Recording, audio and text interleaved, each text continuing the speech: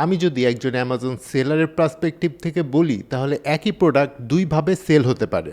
একটি হলো organic sell আর আরেকটি হলো পিপিসি সেল। দুটোই সেলস, কিন্তু কাজ করার পদ্ধতি আলাদা। আজকের ভিডিওতে আমরা সহজ ভাষায় বুঝবো অর্গানিক সেলস এবং পিপিসি সেলস কি, এদের মধ্যে পার্থক্য কি আর কোনটি বেশি গুরুত্বপূর্ণ। প্রথমেই আসি অর্গানিক সেলসে। অর্গানিক সেলস হচ্ছে এমন সেলস যেগুলো কোনো বিজ্ঞাপনে খরচ করা ছাড়াই আসে। ধরুন একজন কাস্টমার অ্যামাজনে একটি কিওয়ার্ড লিখে সার্চ করলেন। আপনার প্রোডাক্টটি যদি সার্চ রেজাল্টে স্বাভাবিকভাবে দেখা যায় এবং কাস্টমার সেটি কিনে ফেলে, তাহলে সেটি অর্গানিক সেল। অর্থাৎ এখানে কাস্টমারকে আনতে আপনাকে আলাদা করে অ্যাড স্পেন্ড করতে হয়নি। এবার আসা যাক পিপিসি সেলসে। পিপিসির পূর্ণরূপ হচ্ছে পে পার ক্লিক। এখানে আপনি অ্যামাজনে বিজ্ঞাপন চালান। যখন কাস্টমার আপনার স্পন্সর্ড প্রোডাক্টে ক্লিক করে এবং প্রোডাক্ট কিনে, তখন সেই সেলকে পিপিসি সেল বলা হয়। অর্থাৎ এই সেল এসেছে পেইড অ্যাডভার্টাইজমেন্টের মাধ্যমে।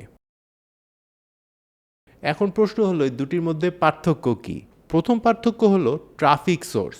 অর্গানিক সেলস আসে সার্চ রেজাল্টের স্বাভাবিক র্যাঙ্কিং থেকে, আর পিপিসি সেলস আসে স্পন্সর্ড অ্যাডস থেকে।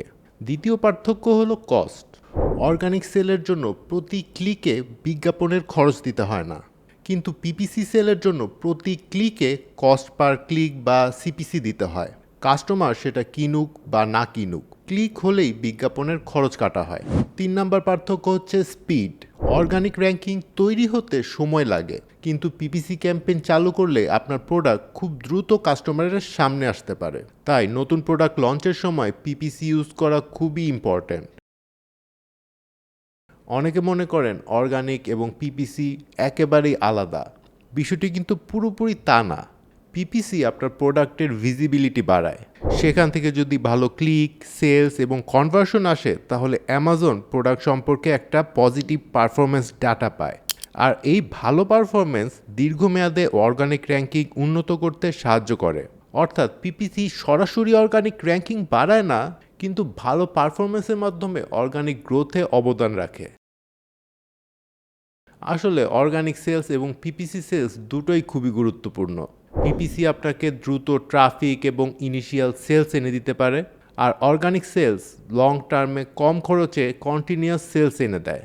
সফল অ্যামাজন সেলাররা সাধারণত এই দুই স্ট্র্যাটেজি একসঙ্গে ব্যবহার করেন। প্রথমে পিপিসি দিয়ে প্রোডাক্টের ভিজিবিলিটি বাড়ান, তারপর লিস্টিং অপটিমাইজ করে ধীরে ধীরে অর্গানিক সেলস বাড়ানোর চেষ্টা করেন। আর এই দুটো একসাথে ব্যবহার করলে একটা ভালো রেজাল্ট পাওয়া যায়। সো দর্শক, অ্যামাজন এবং ই কমার্স নিয়ে এরকম আরও ভিডিও পেতে আমাদের চ্যানেলটি সাবস্ক্রাইব করুন। দেখা হবে পরের ভিডিওতে। Thanks for watching.